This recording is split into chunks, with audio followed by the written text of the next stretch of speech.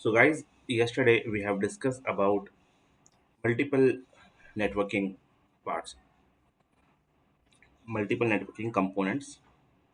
Amongst that, they were access points, modems, firewalls, repeaters, hub, bridge, switch. Amongst them, we have discussed about access point in detail. Then we have discussed about modems, and then we started the discussion on hubs. And we are supposed to discuss with the switch and routers. Hub and bridge we have completed yesterday, right? So now what we discuss in hub is hub in networking plays a vital role in data transmission. Hub is a hardware device and has multiple ports. It is a dumb device. Why? Because it doesn't understand what is the destination.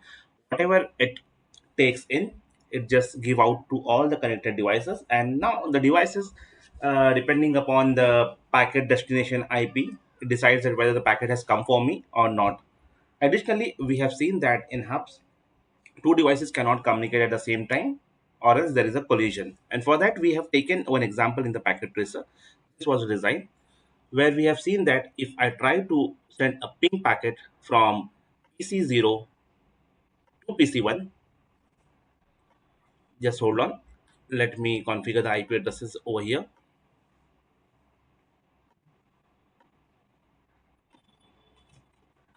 and ensure that you have this open because we have to move ahead with the similar discussion in today's lecture.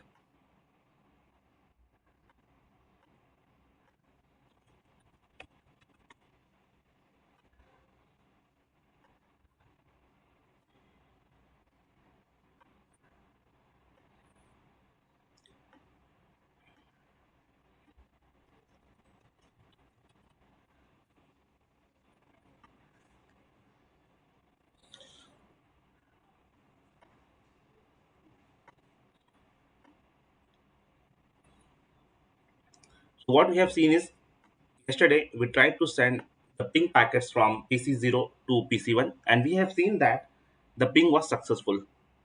But at the same time, what we did is, let me start the simulation. Yeah. When the two packets are sent, like over here, I have sent the two packets, or even if I send the reverse packets, that is from PC1 to PC2, sorry, PC1 to PC0, we have seen that the frame collides in the hub, meaning that at the same time two sources cannot communicate to each other. This is what we have discussed in our yesterday's lecture. Anyone has any doubt over here?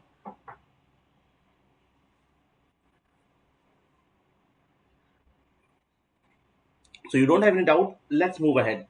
I can say that hub is a single collision domain, which means that all the ports of all the hub is using the same bandwidth, and it is a single collision domain, meaning that at the same time only one PC can communicate, one device can talk to another device. Similarly, everyone just come over here in the networking devices, click on switches, click over here on switches, and over here you will find a component PT bridge. Just drag it over here and take two computers from here, from the end devices, take two computers, and let's connect the automatic cable,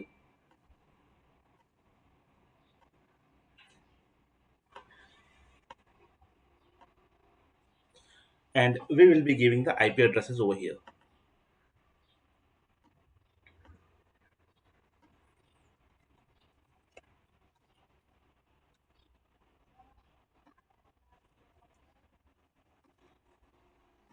And the IP addresses over here as well.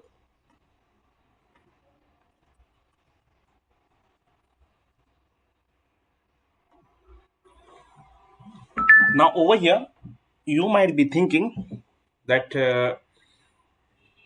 I have not even initiated any sort of ping over here, but still you can see there is a packet flow by default. So remember that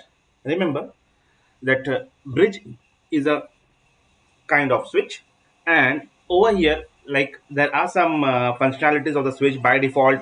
You will have the HTTP and all enabled, So the same is happening over here as well. The same is happening over here as well. So don't worry about that if I have not enabled the ping, what are the packets going on over here, because this is something by default which we are going to learn in the coming time. What is STP packets, what is DTP packets, this all we are going to learn. But for now, what everyone has to do is just try to ping both the pieces one by one, PC3 to PC4, and try to ping PC4 to PC3 as well.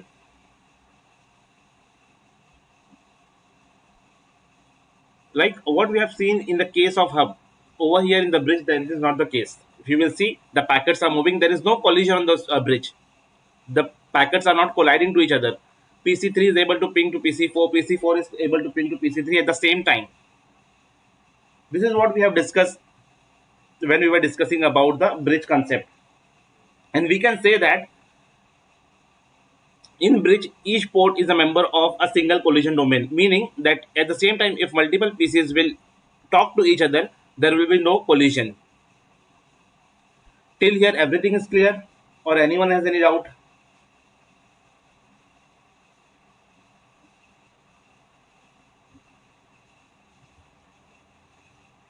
Yes, everything is clear. Guys, please confirm in the chat box if everything is clear. We'll move ahead and be interactive. Again and again, I'm saying be interactive with the trainer.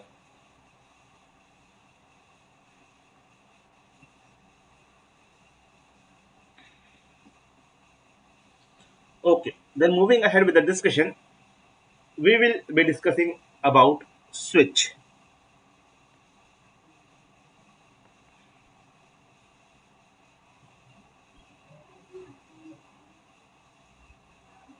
So, anyone can tell me what is switch?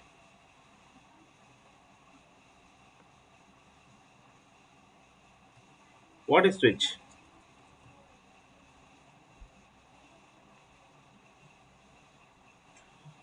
So, switch is a network device which works as a bridge. Like in bridge, we have seen that whatever comes in the bridge, note down the MAC address in the MAC table and then forward it. So the second time the request comes, it doesn't have to look into it. It will straight away look into the MAC table and take the decision. This all we have discussed, right?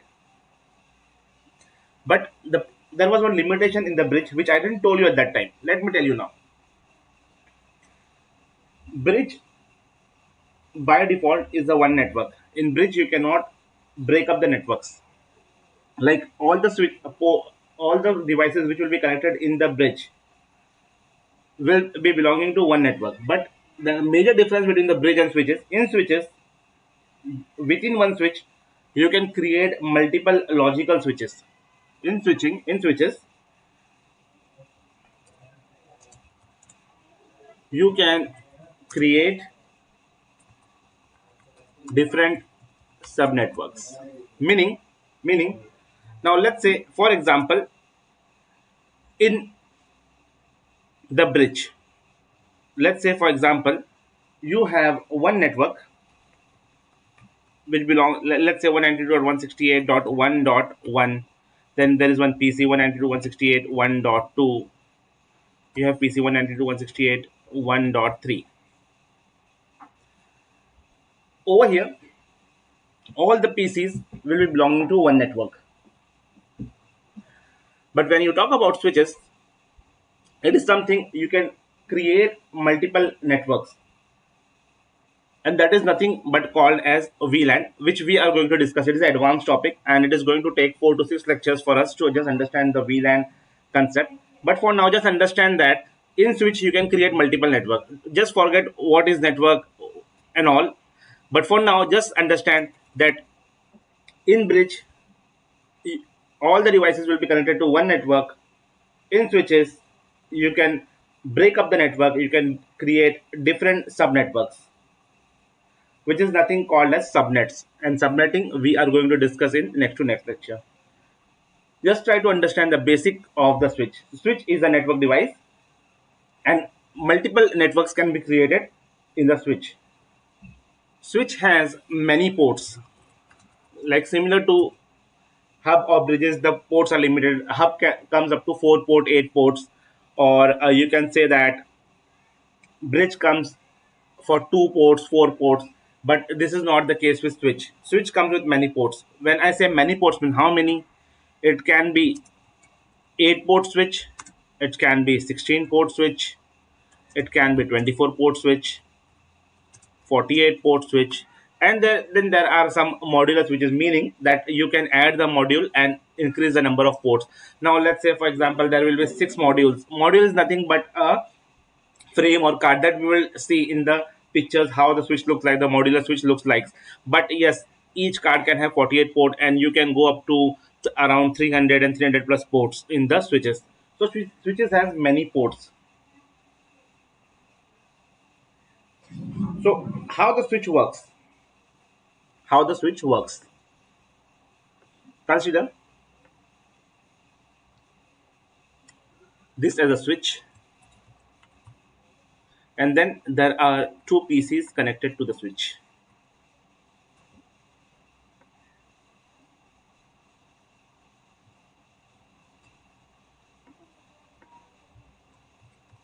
PC1, and we have PC2.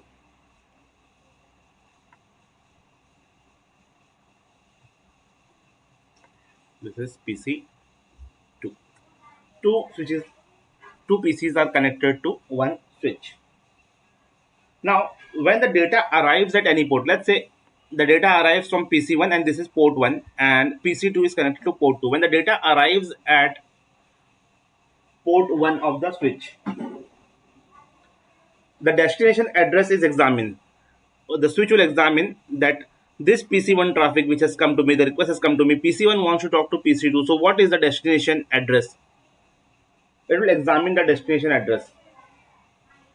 And comparative to bridge, see the functionality is almost same, but there are some differences in the bridge and switch.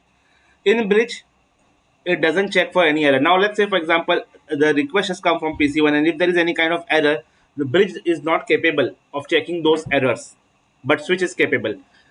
It examines the destination port, and at the same time what switch does is switch will do some error checks. It will perform some error checks, and then the traffic is processed and sent to PC2. Over here, switch support different type of communication. It can be unicast, which means that one to one. The PC1 is talking to PC2. It means one to one. Then let's say, for example, you have PC3, PC4, PC5, PC6, and PC1 wants to talk to a specific group. Let's say PC1 wants to talk to PC2, PC3, but doesn't want to talk to PC4 and PC5. That is something the multicast communication, and it supports the broadcast communication as well. That PC1 can talk to all the pieces within the network. Now, the functionality is same. The switch also maintains the MAC table, and depending upon the entries in the MAC table, the communication is processed. The same thing what we have discussed in bridging happens over here as well.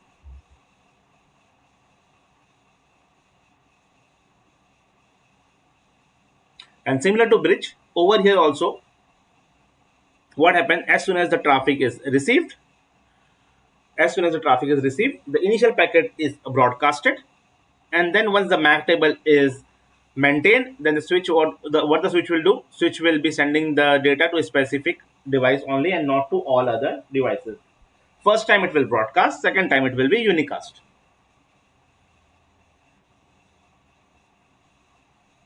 Any questions, any doubts over here?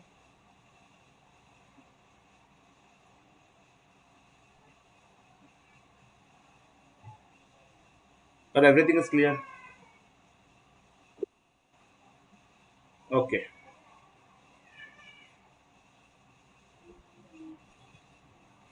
Now this switches comes in different types depending upon their functionality, depending upon the way they are configured and the way they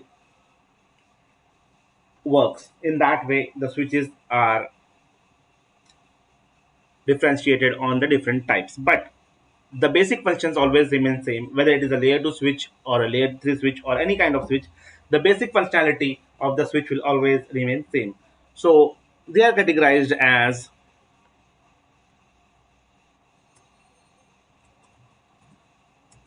layer 2 switch.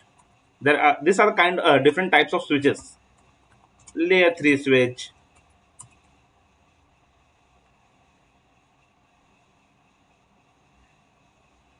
then there comes managed and unmanaged switches.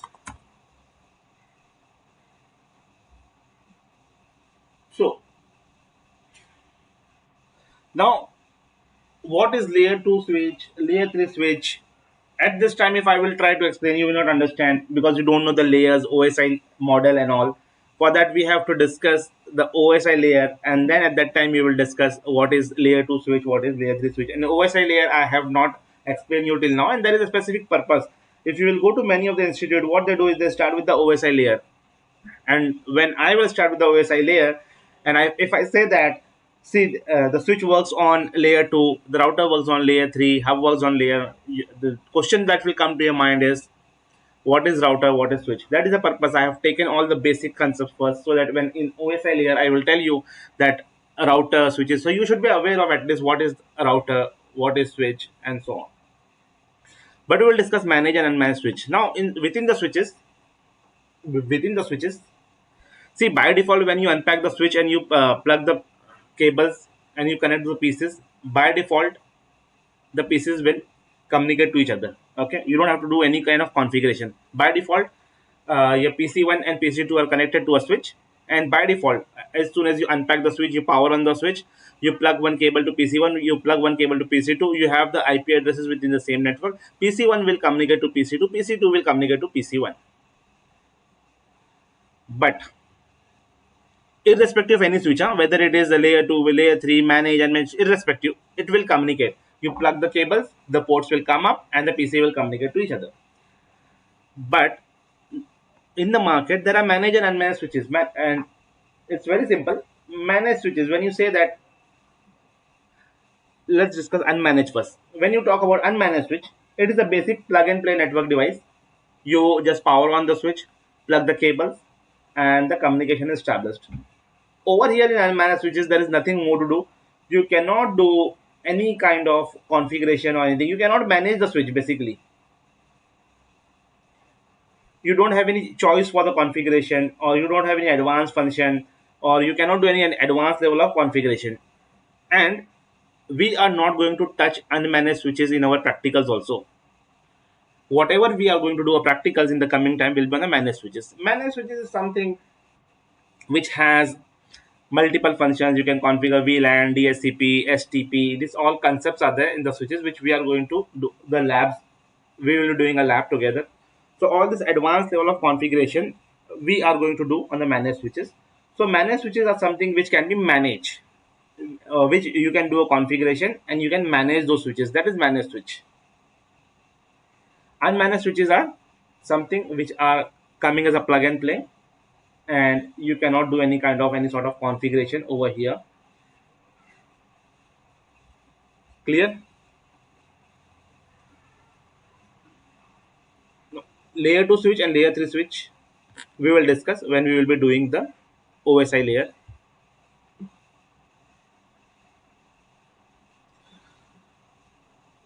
Now, the last component before we move ahead is a router.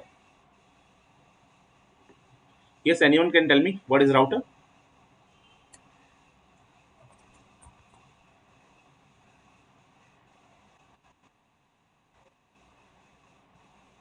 Yes, anyone? What is router?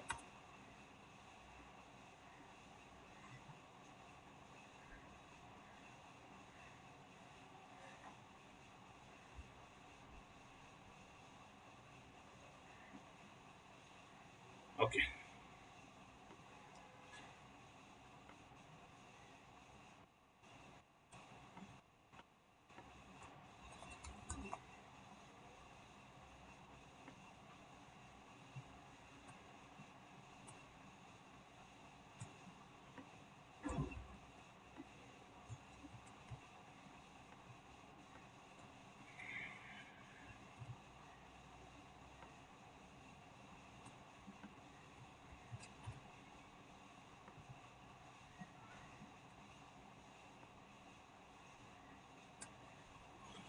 So similar to switch, router is also used to establish a communication. But there is a major difference when you talk about the router and switch. In the switch, when the packet comes, what it does for the first time, it will be doing a broadcast, meaning that it will be sending the request to all the devices in the network, and it will build up the MAC table. But in router doesn't work on MAC address. It works over a IP address. It works over a IP address.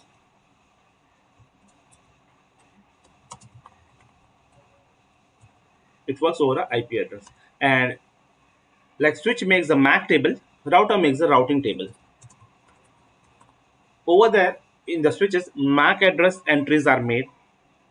Over here in the router, a routing table is maintained, and the decision is taken on the basis of the IP addresses.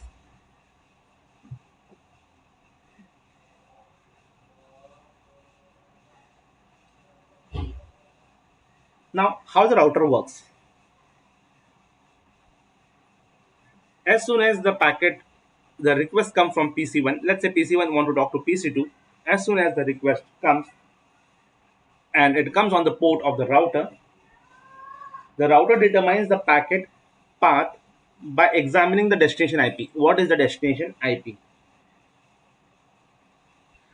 And it looks into the routing table whether I have the entry to reach over here. If the router has the route available to reach till PC2, it will forward the packet. If the router doesn't have the route to reach till PC2, it will discard the packet. In switch, what happens? As soon as the request comes, what switch does? It will look into the MAC table. If the entry is not there, it will broadcast. It will broadcast. But the router behaves differently. In the router, it looks for the routing table, it looks up the routing table, and if there is a route available in the routing table, it will forward the packet. If the route is not available in the routing table, it will discard the packet. Is it clear?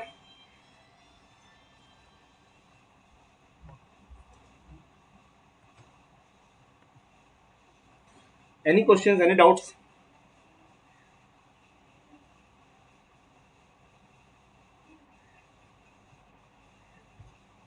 Now there are different type of routers available in the market. There are different type of routers available in the market. They are broadband routers, wireless routers, wired routers, and so on. So that is not the topic. What are different kind of routers, because we are going to cover in the practicals one by one. We need to understand some important functions of the router. We need to understand the important functions of the router.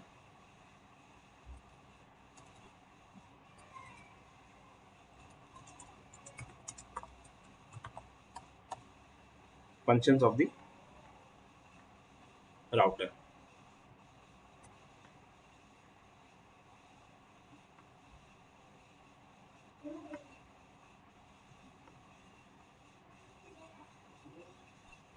One of the function is forwarding.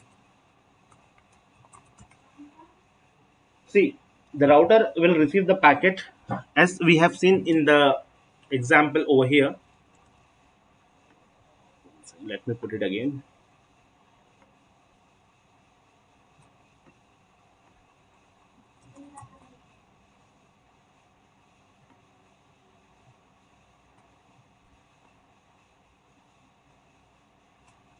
One of the function is forwarding. The router will receive the packet from the input port. What is input port? Now let's say for example PC1 want to talk to PC2. The input port of the router will be this port, right? And if PC2 want to talk to PC1, the input port of the router will be this port where the PC2 is connected. So let's consider an example that PC1 want to talk to PC2. The input port of the router will be this port where the PC1 is connected. The router will receive the packet from its input port. It will check and perform some basic function. It will check what is the source IP, what is the destination IP, what is the kind of data packet, what it is requesting, and it will also perform some error checks. How the switch perform the error checks. Similar fashion, it will perform the error checks. Once it has analyzed the header, meaning that once it has analyzed the source IP, destination IP, on which port it need to go, once that is being analyzed and the error checks are performed, it will look up into the routing table to find the output, to know where this PC1 want to go to PC2, whether I have a route for this PC2, whether I have a destination IP in my routing table. Then once the data is found in the routing table, the routing will start. The routing process will start. The second step which router perform, the function of the router. After forwarding is completed, routing process is started. In routing, what router does is, now see, let's say in this network itself, we will put one switch also over here. Okay, we'll put one switch also, and we will be making one more path. Okay,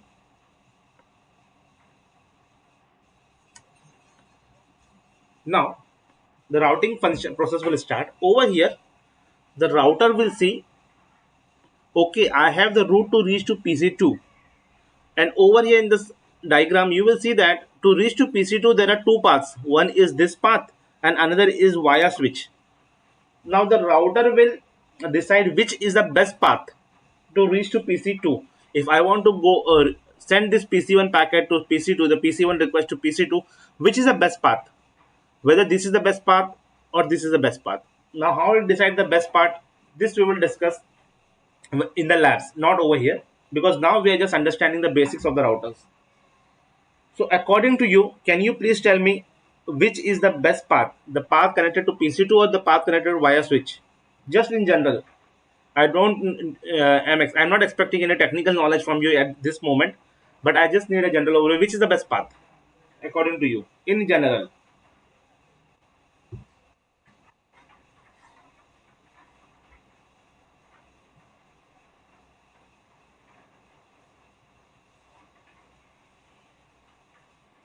Via router, Sohail. Yes, all the packet will go via router only. Daniel is saying via switch it will be the best path.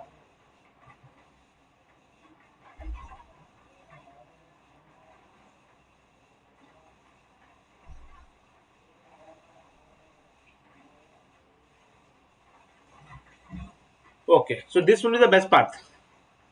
The directly connect to PC. See now, router want to send the packet request to PC2. Do you think that going from here then till here, then the switch will process the packet and it will go here? It is a time consuming, and of course it is going to take long time. So this is never going to be the best path. This is going to be the best path.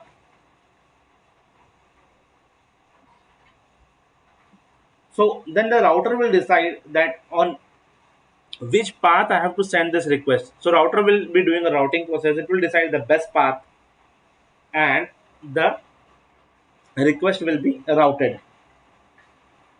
Now, now let's say for example the PC1 is in the LAN and the PC2 is in the WAN network. We have discussed in our initial lecture about the NATing.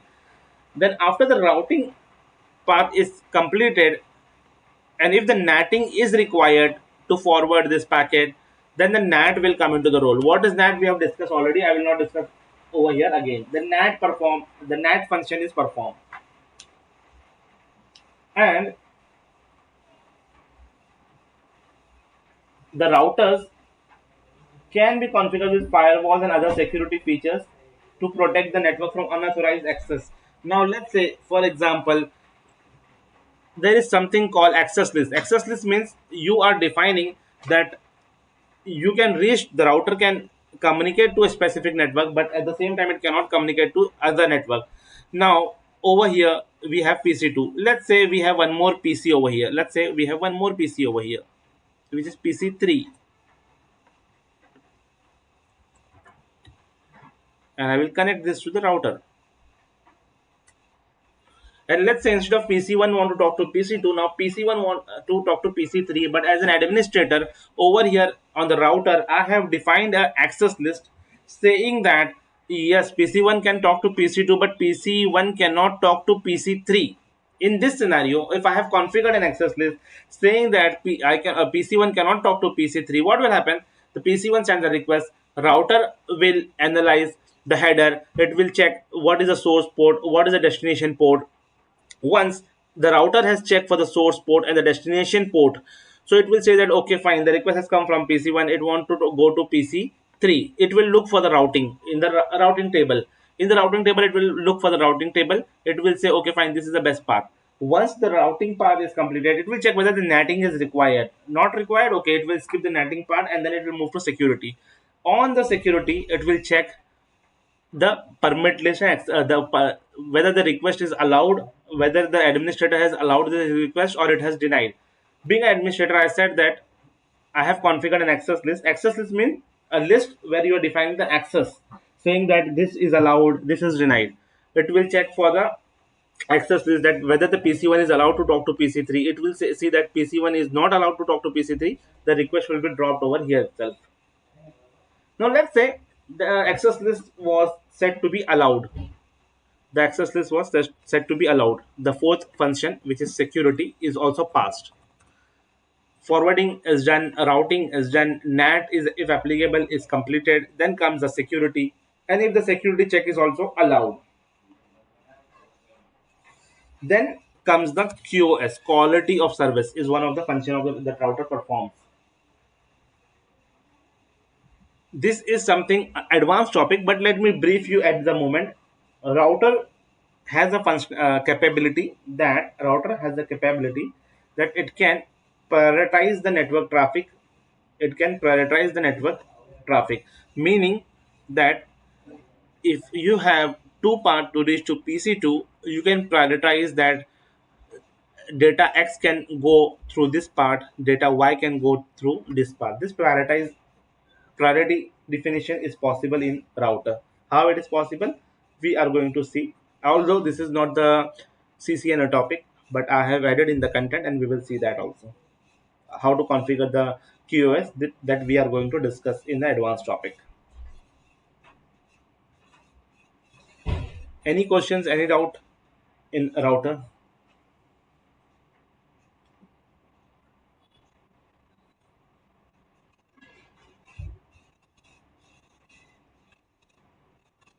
It is clear, that's good. Now,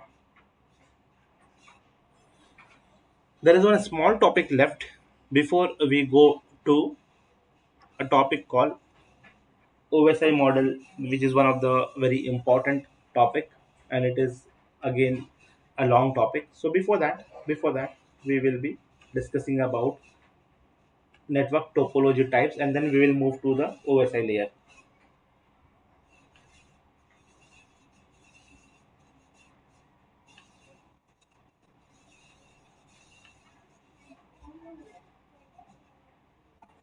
There is something called network topology.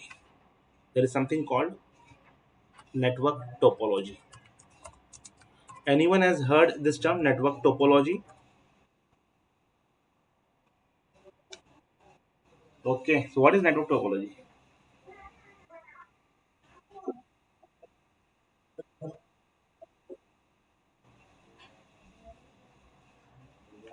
Okay,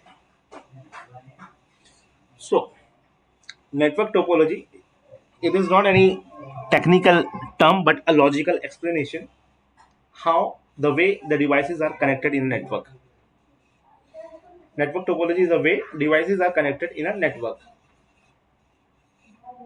It defines how the components like switches, routers are connected, and how the data transfer between the network can be done in different types. Yes, Daniel, you're right. Arrangement of devices in the network.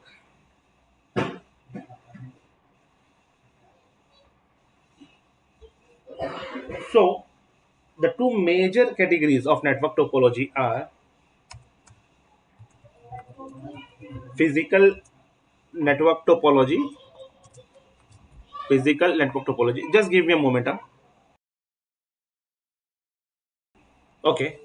So one is physical network topology, and another one is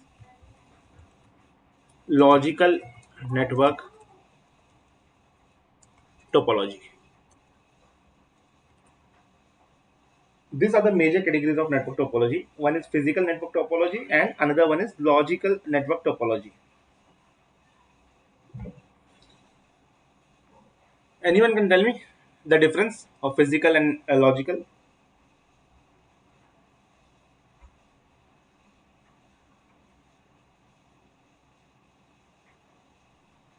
Okay, let me explain it.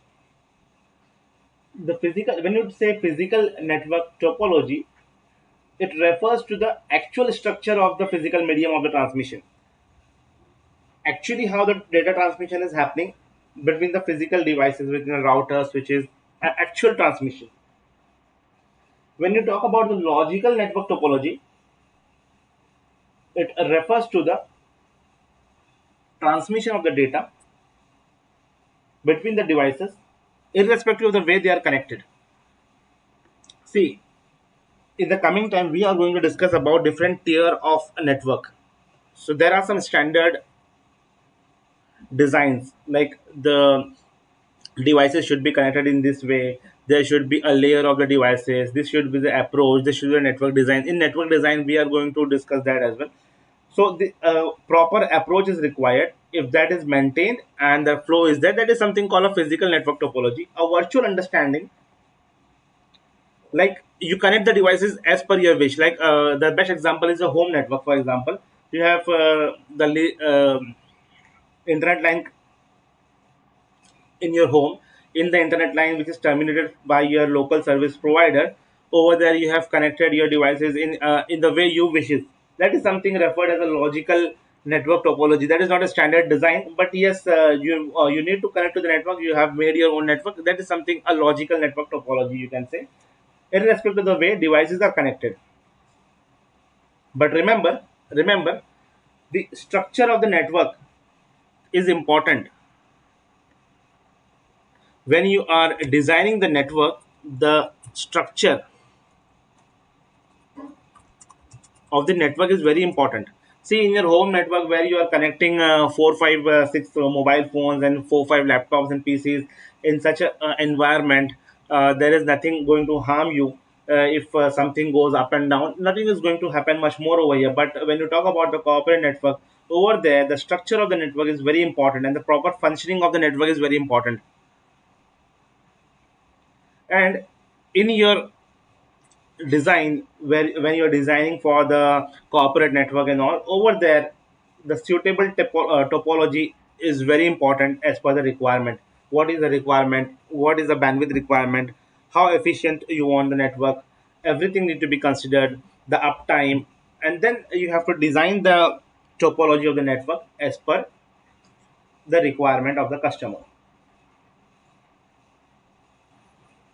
So just for the logical explanation, there are different type of network topologies. There are different type of network topologies, which is point to point topology is one. Then there is a mesh topology, star topology is there, bus topology is there, ring, tree, hybrid. And remember, it's a logical explanation. The way how the devices are connected. According to that, the topology is named.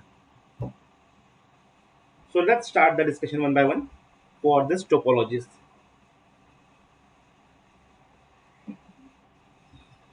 So anyone can tell me what is point to point topology? The reason why I'm expecting is because, yeah, tell me.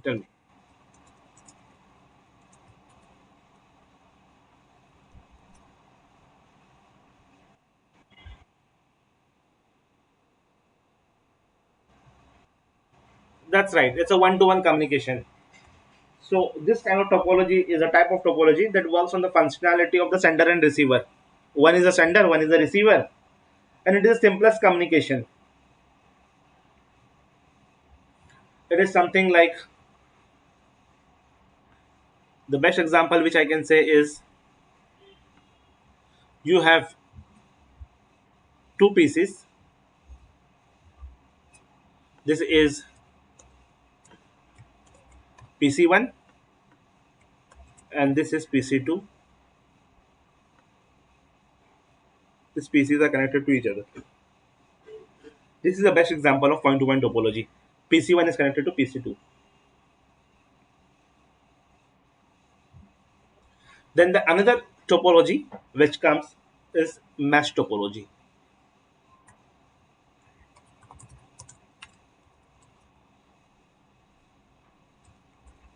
Mesh topology. In a mesh topology, it is something like, every device is connected to other device. Every device is connected to other device. Let's say for example,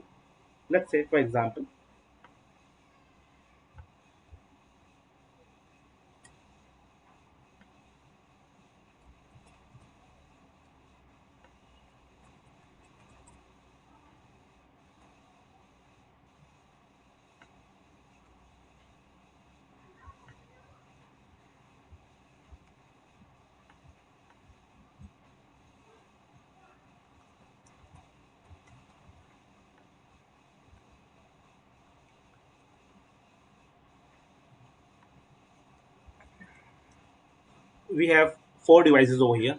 We have four devices over here.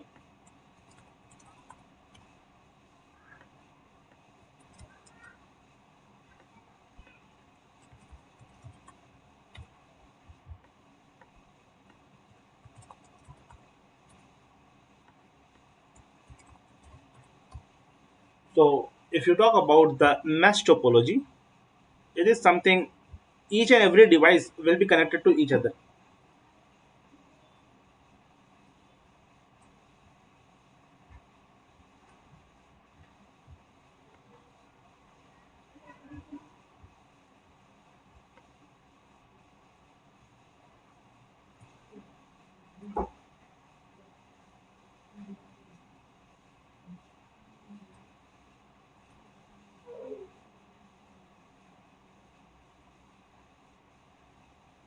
So this is how your mesh topology looks like. Device 1 will be connected to all devices, device 2 will be connected to all devices, similarly all other devices, each and every devices will be connected to each other through some channel. It can be a UTP cable or it can be a fiber, whatever it is, but each and every device will be connected to each other, and this kind of topology is nothing but a mesh topology.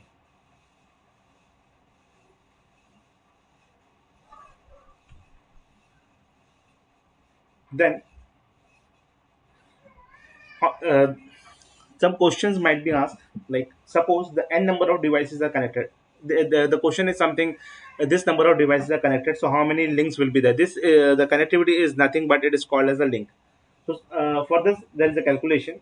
Suppose the n number of devices are connected with each other in a mesh topology, the total number of ports that are required by each devices, if this is device 1 and we have four devices for example, so how many ports will be required? Daniel, could you please give me the environment where a point to point and mesh topology is used? Yes, Daniel, when we will be doing a lab, at that time we will be considering each and every topology, and at that time I will be saying you. Now if you are asking that, give me the environment where a point to point topology is used, so to be very honest with you, point to point topology no one uses, because in your office at least no one uses. At your home you can say that if you have two laptops and if you want to do a data transfer between these two laptops, if you want to do a data transfer between two laptops, you connect these two laptops to each other, and that is something a best example of point to point topology. Mesh topology, yes, it is used, and we are going to build up a lab also, and we will see the mesh topology how it works. And mesh topology is something where you want not even a single point of failure. At that time, you build up a mesh topology. But again, each and every topology has its own advantages and disadvantages. So I believe that I have answered your query.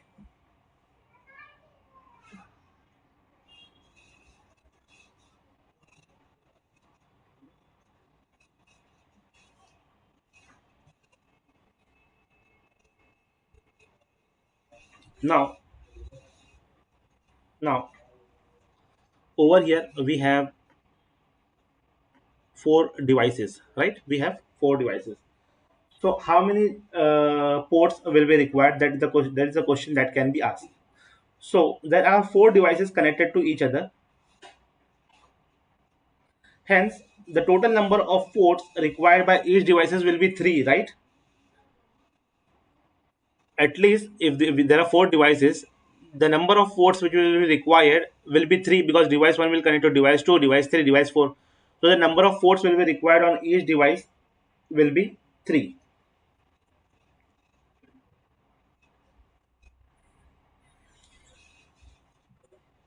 You got this? How many ports will be required on each device? It is the number of devices minus one. So if there are 10 devices, then the number of ports required on each device will be 10 minus 1.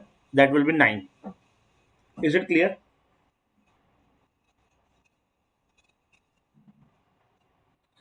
Now, how many links will be required? How many links will be required?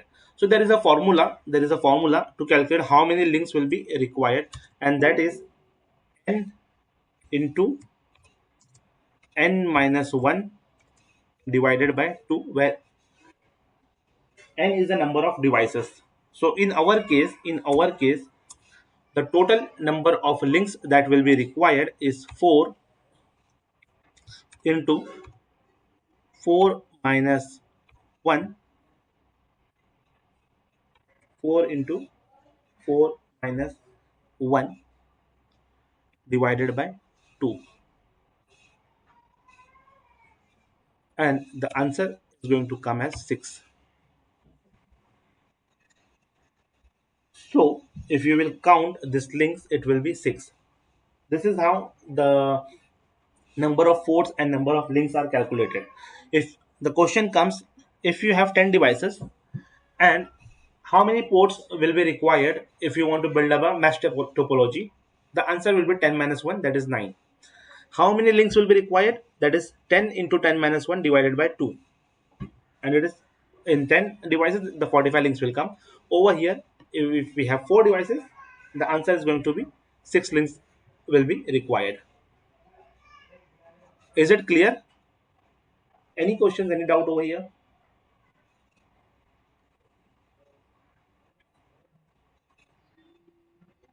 Now, each and every topology has their own benefits and their demerits. Now, now, what are the advantages and what are the disadvantages of the mesh topology? Just give me a moment, please. Let's discuss the advantages and the disadvantages of this mesh topology. Now, tell me after this discussion, what will be the advantages?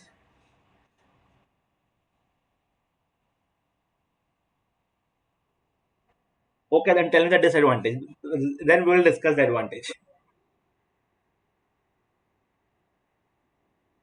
No, you are totally wrong.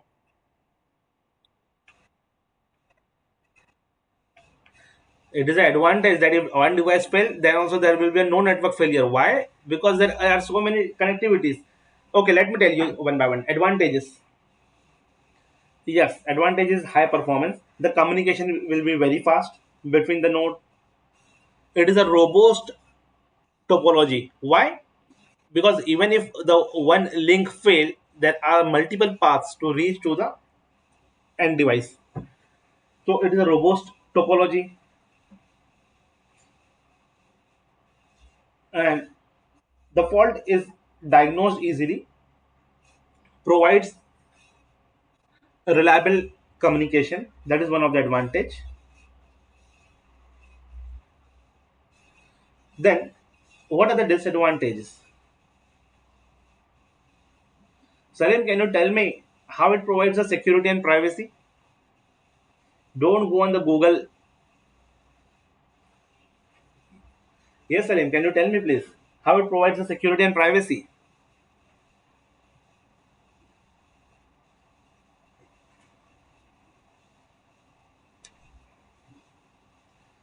Okay, so let's understand the disadvantages. See, the design is very difficult. The installation, the configuration becomes very difficult when you're using the mesh topology. This is one thing. Another thing is the cost goes very high because you need to add so many links. That is, the cable is required. Then the bulk cabling is required. The complexity increases. If you have less number of devices, yeah, it's okay. You can go with the mesh topology. But when there are huge number of devices, then in that case, this is not the recommended approach. Power consumption, how come that is possible, Daniel? There is no power consumption because a device, you have four devices in your network that need to be up and running. The devices require the power, not the cables. So the power consumption is high. That is not a right answer. And again, the main disadvantage is the cost of the maintenance is very high. The cost is high, configuration is difficult, and you have to manage so many cables in bulk. That is one of the disadvantage of the mesh topology. And in real life, if you want to see a common example of mesh topology is your internet, the internet connectivity globally. When you will see that is connected over a mesh topology, if one fails, another goes up, another fails, then there are so many routes available. That is the reason there is no global outage on the internet, which you can see, or which you have seen. There is no global outage. The purpose is there are so many connectivities to each other that there is a very rare of rarest chance that your internet, the complete global outage will happen over the internet, because the various internet service providers globally are connected to each other via a dedicated channels. Even each and every service provider are connected to each other with the multiple links. The mesh topology is used over there. And even in the sensitive places like the aircraft navigation, you can say, or there are some sensitive zones like military communications and all. Over here, this topology is used. The mesh topology is used because they don't want even a single point of failure in their network. Is it clear? Before we proceed with remaining topologies, let's take a short break and then we will continue after 5 minutes. So you have to be online. Just take a break for 5 minutes and then we'll continue. So let's start. We have completed with everyone is back. Please confirm in the chat box. So we have completed with point to point topology. We have completed the mesh topology, and the next comes the star topology.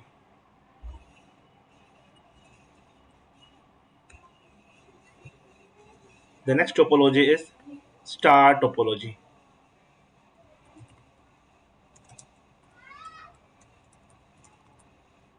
Anyone can tell me what is star topology by the name?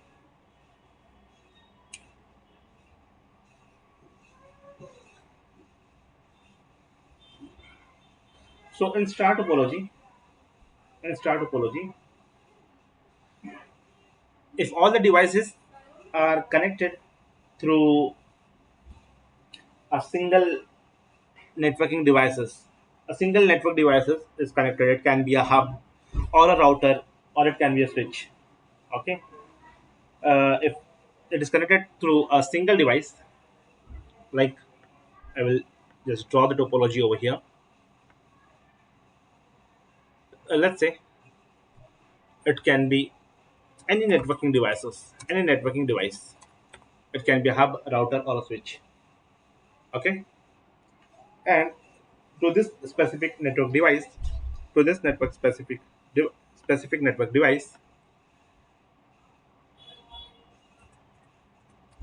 if you have different devices connected,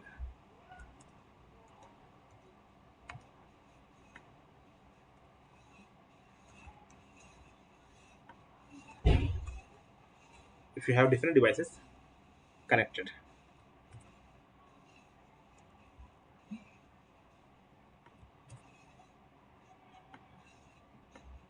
say this is device 1, this is device 2, device 3, device 4, device 5.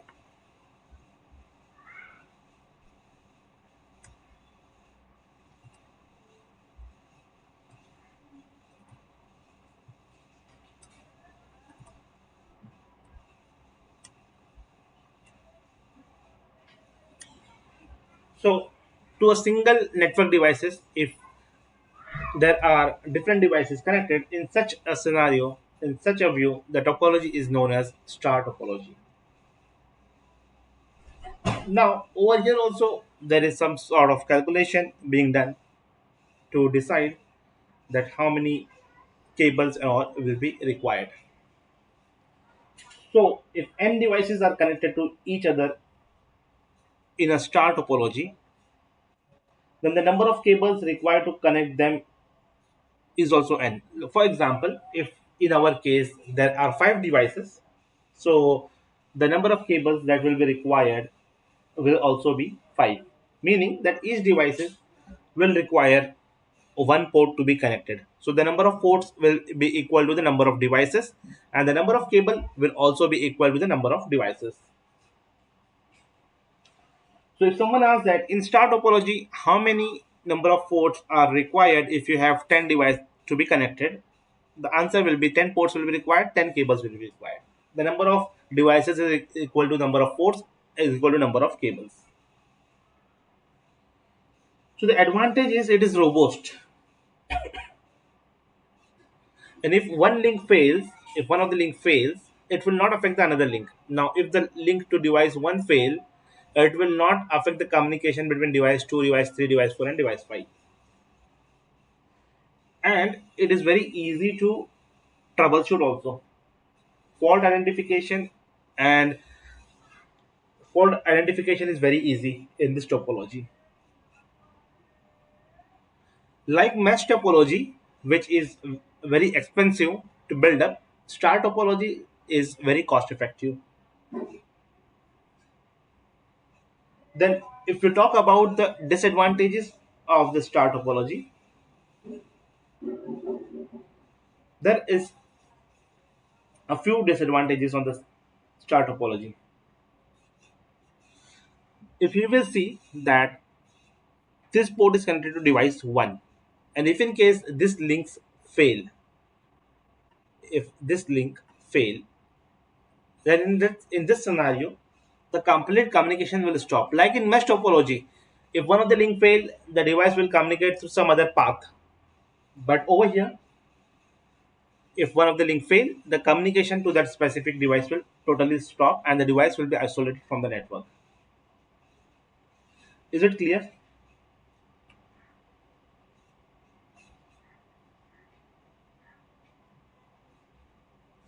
Now, as Danya has asked the question, which topology is used where to give the example, the best example of this topology is the local area network in an office where all your devices or even your home, all the devices are connected to a single Wi-Fi router, or in office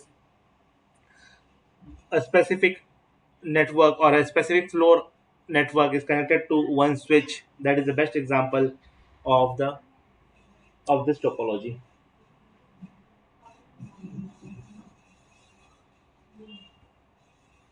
Is it clear?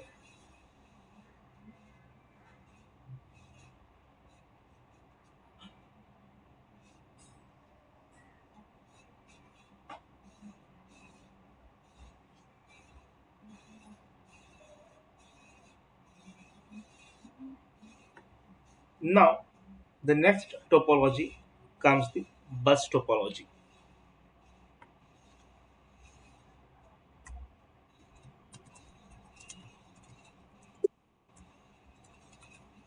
The next comes the bus topology.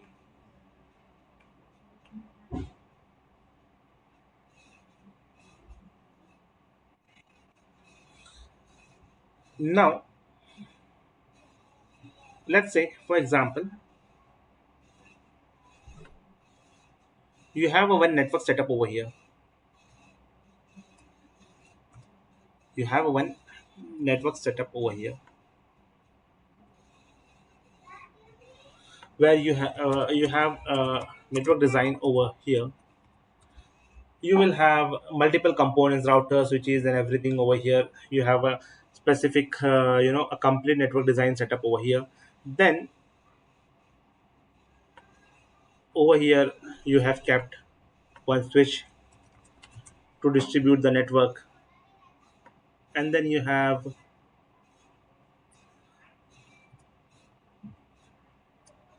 PCs connected and all other network devices are connected from here.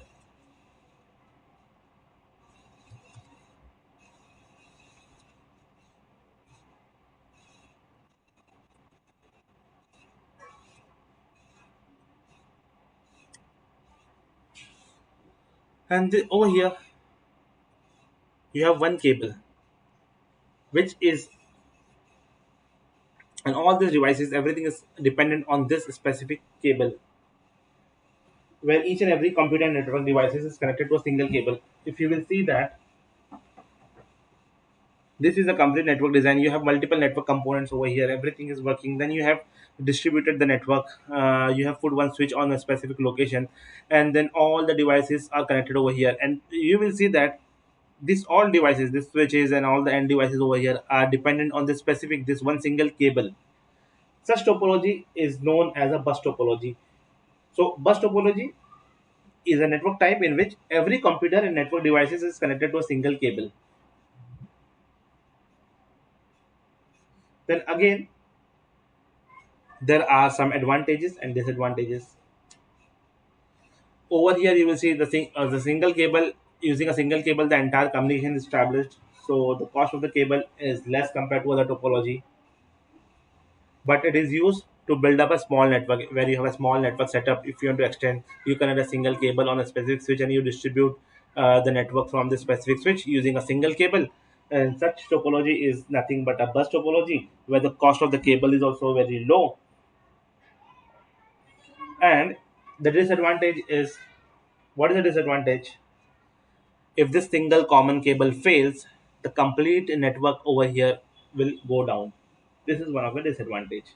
If the network traffic which is going over here and coming from here, if the network traffic is very high, there is a possibility of congestion, collision will happen over here, and so on. These are the disadvantages in this topology.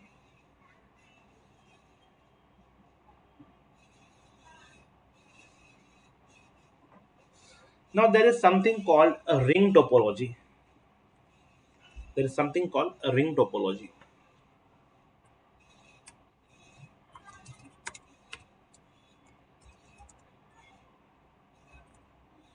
As the name suggests, it is something, a form of ring. The network is designed in the form of a ring. So what is going to happen is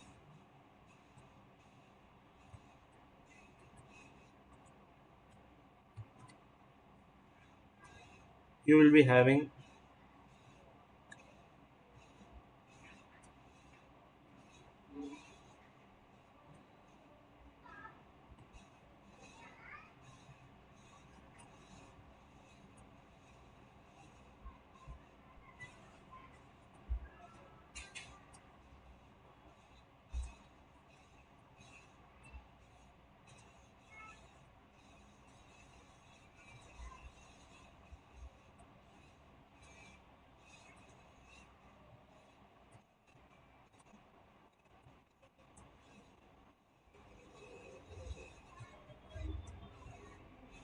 these are the devices.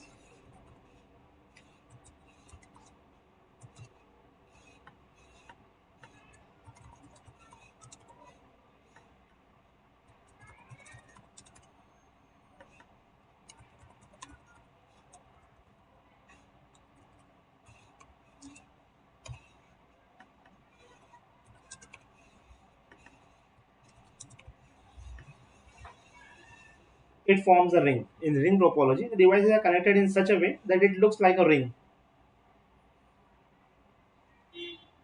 And a large number of devices will be connected to each other. The data flow, it is a unidirectional. Like device one, if device one want to connect to device two, it can go directly. But at the same time, you can say that it is bidirectional. The device can reach to device to from here, but at the same time it can reach from here also. So looking at this, you can see the chance of the failure is very low. Now let's say for example, if this device 1 is connected to device 2, and if this link goes down, then also the communication will not stop, because device 1 can talk to device 2 through this path, through device 6, right?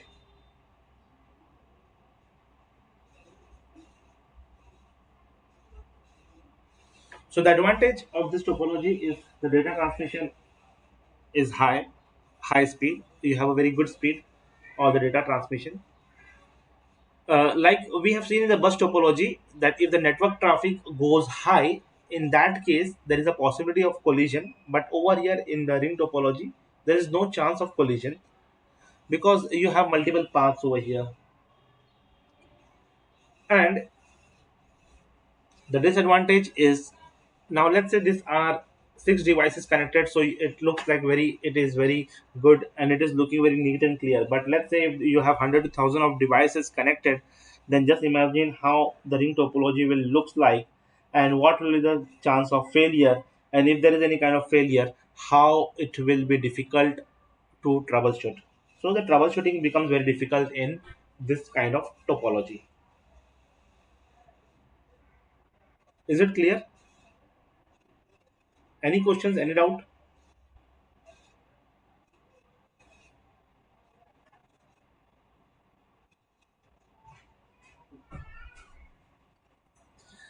And as I told in the beginning, that it is a logical explanation how your network design looks like. There is nothing physical in it. Now it's up to you how you design the network depending upon your requirement. Then there is something called tree topology. So how it looks like, let's understand that as well.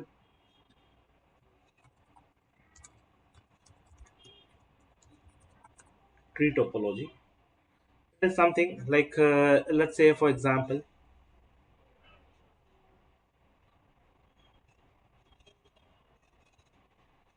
you have,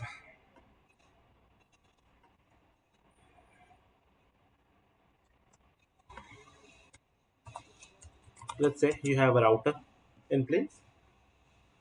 Then below the router, you have put two switches.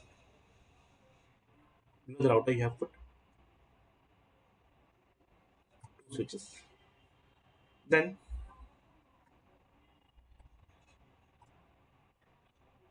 you have PCs over here.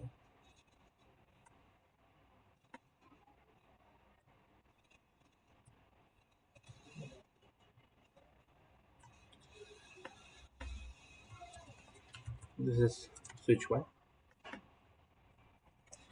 This is switch 2.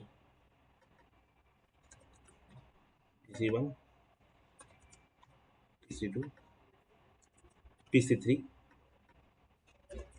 PC 4. And then again, this is connected.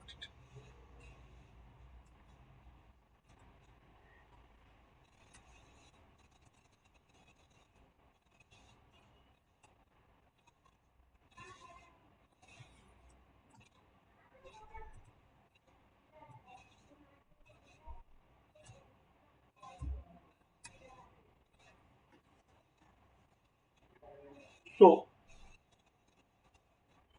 as you can see over here in the tree topology, the various hubs or various network devices are connected to the central hub. Now you have PC1 and PC2. Okay, then it is connected to switch 1. Then you have PC3 and PC4. It is connected to again a different component, and these both components on the top are connected to the main component, which like you can say that the router is the primary component. Then there is switch 1 and switch 2. These are the secondary components, and then at the last we have end devices connected. So such kind of field like topology is nothing but a tree topology, where if you see from the bottom, you have edge devices which are connected to a secondary devices, which is switch 1 and switch 2, and then on the top they have a head device which is nothing but a router.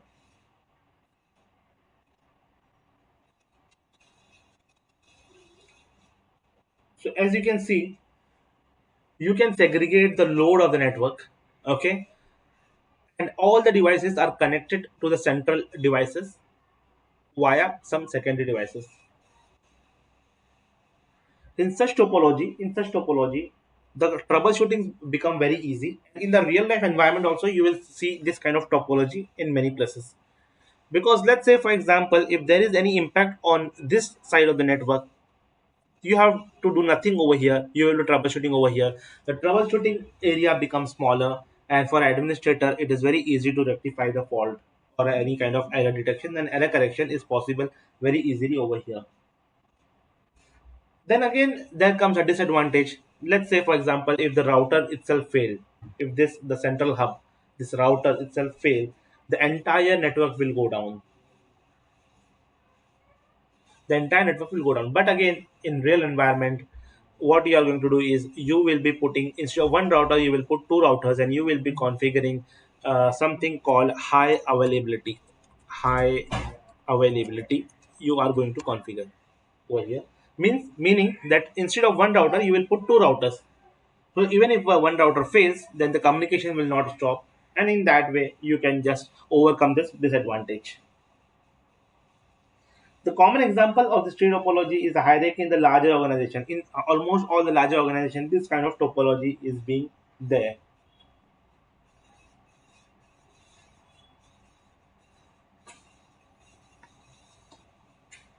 Any questions, any doubt over here?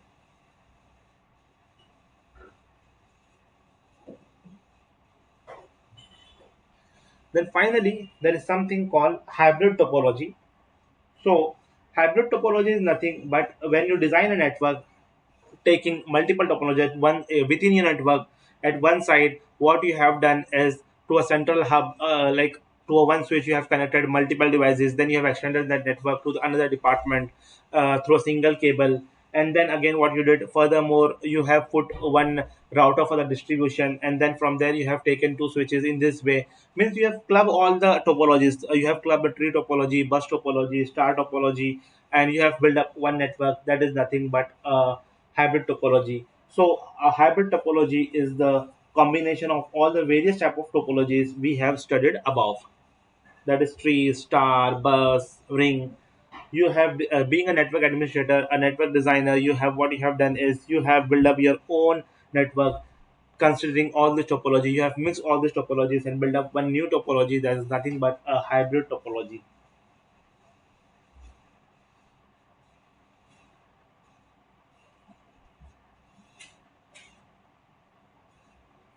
Now we have understood different type of topology. The question comes: why is this network topology important? The answer is very simple to this question. It is important because you will have a proper definition in place saying that how your devices are connected. So if tomorrow, if you want to troubleshoot depending upon this topology, it becomes easy for an administrator to troubleshoot and to identify how this communication is happening within your network, and to design this topology, to design the topology, to design the network, what all parameters you will consider. You will say, you will ask yourself, what is the network performance you need?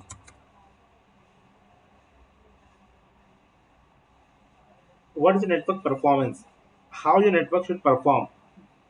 If you say that you need to have a high bandwidth, no service point of failure, then accordingly, if you don't want a no if you don't want any, at any instance you don't want the network to fail, then you must have a redundant link. And for having the redundant link, what is the best option? The mesh topology. If you want the network reliability, your network should be reliable. Then also the mesh topology is one of the important thing. Network expansion is your requirement, but at low cost. Then the bus topology will play as an important role. These all questions you have to ask yourself. So in conclusion, network topologies play a crucial role in determining your efficiency of the network, the reliability of your network, whether it is a bus topology, star, ring, mesh, or any other topology, whatever you design, every topology comes with its own advantage and its own disadvantages. Depending upon your requirement, the network administrator has to design the network as per their required topology. Any questions, any doubts in network topology?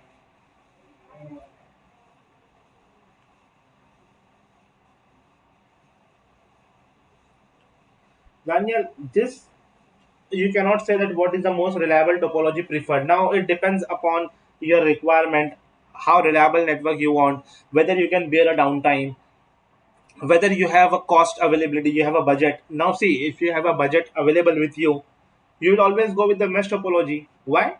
Because there is no service point of failure in that topology. Each and every node is connected to other node. But if you have a budget limitation, if you want to reduce the budget, then in that case you will go with the bus topology, a single cable connected to the device. If you have a budget but not up to the mark, you can prefer the tree topology, star topology. It depends upon your requirement, upon your budget. So no one can say that which is the most reliable topology. Yes, technically mesh topology is very reliable. Why? Because each and every node is connected to other node. But it is not necessary that you will always prefer that. Why? Because budget is also constrained in each and every organization.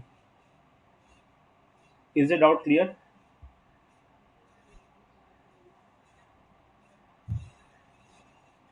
Okay. Now we have completed with basic things. So the next topic which we are going to start is a very important and very powerful topic: OSI model and TCP IP model. And then the subnetting will start, which is very powerful, and as a network administrator you must be very much expert in subnetting. And I will ensure that I will be giving 1 to 2 day only for subnetting, because I want each and everyone to have a good hands-on and good understanding on the subnetting part. So, do you want to start the OSI model now, or we will continue next week? The reason why I'm saying is OSI model is a big topic, and TCP IP model is again a big topic. It will take complete one day for this, and then the subnetting. Most probably, in the next weekend, we will be completing with OSI model, TCP IP model, and we will be starting the subnetting. So I think that it's a time to take a break. But if you wish to continue with the OSI model, we can. What do you say? Okay, means next week. Okay. So the coming Saturday we will start with the OSI model and TCP/IP model, and that's where almost of the theory part will be completed. Then we'll start with the subnetting, which is very powerful topic, and the labs will start. So whoever doesn't have the laptop or their labs are not ready, they have not installed the packet tracer, I would recommend that at least by next week you should have all this thing handy with you, because by the next to next week we are going to start completely with the practicals. It will be a pure lab lectures. Okay then. Thanks. See you in the next week. If you have no doubts, it's a time to close the session. Take care. Bye.